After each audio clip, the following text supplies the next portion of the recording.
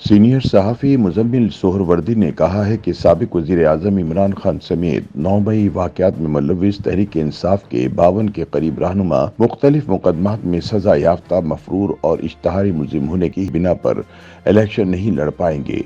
कानून के सामने सरेंडर किए बगैर 9 मई मुक़दमात के इश्तिहारियों के कागजात नामजदगी इब्तिदा में ही मुस्तरद हो जाएंगे।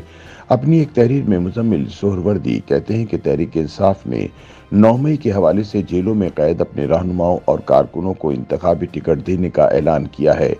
वैसे तो 9 मई के मुलजिम मफरूर और इश्तहारी हैं, इसलिए मफरूरों और इश्तहारियों के लिए तो इंतखाबात में हिस्सा लेना मुमकिन नहीं।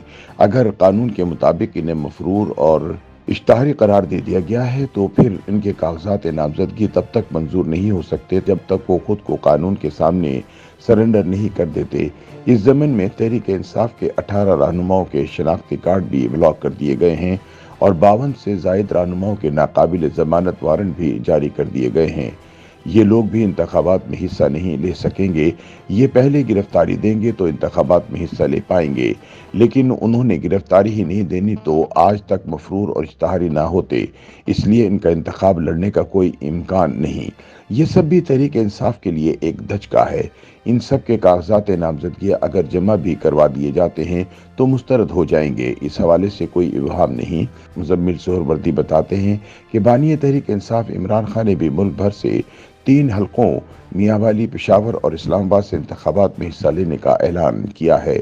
अब सवाल यह है कि जब बानी तहरीक इंसाफ को इल्म है कि वो नाअहल हो चुके हैं तो फिर कागजात क्यों जमा करवा रहे हैं? क्या वो निज़ाम को मज़ीद कमज़ोर करने के लिए ऐसा कर रहे हैं? इनके ख्याल में इनके कागजात जब नामंजूर किए जाएंगे तो फिर इनको और इनकी जमात को एक और बयानिया बनाने का मौका मिलेगा। उनके वोटर को गुस्सा आएगा, इसलिए इन्हें कागजात जमा करवाने चाहिए। इस दौरान अगर इस्लामाबाद हाई कोर्ट से नाअहली मुअत्तली का हुक्म भी मिल गया तो फिर इंतखाबात लड़ने की राह हमवार हो जाएगी, लेकिन शायद इन्हें भी अंदाजा है कि तब तक साइफर में सजा हो जाएगी।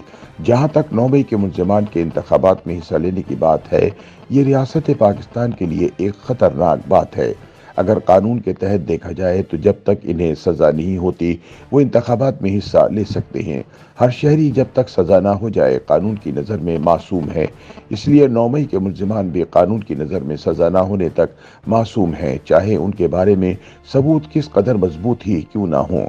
ऐसे तो जिन मुल्ज़िमान की मिलिट्री कोर्ट में ट्रायल जारी हैं वो भी इंतखाबात में हिस्सा ले सकते हैं और इनके इंतखाबात में हिस्सा लेने में कोई मुमानत नहीं है, लेकिन बात सिर्फ कानून की ही नहीं है। ये बात भी हकीकत है कि हमारे निज़ाम इंसाफ ने 9 मई के सानहे को एक सानहा नहीं समझा, उसको रियासत पर हमला नहीं समझा गया, इसलिए इसके मुल्ज़िमान के ट्रायल अभी तक ताख़ीर का शिकार हैं। ट्रायल शुरू करना तो दूर की बात है, उनकी जमानतें भी हो रही हैं। इसी वजह से रियासत को इन मुल्ज़िमान को बार बार दीगर मुकदमात में गिरफ्तार करने की ज़रूरत पेश आई। अब रियासत के लिए ये भी मुमकिन नहीं कि 9 मई के मुल्ज़िमान आसानी से रिहा होकर सड़कों पर नजर आएं और दूसरी तरफ निज़ाम इंसाफ का रवैया भी अपनी जगह मौजूद है। इसलिए 9 मई के मुल्ज़िमान पर निज़ाम इंसाफ और रियासत के दरमियान एक तनाव भी नजर आया।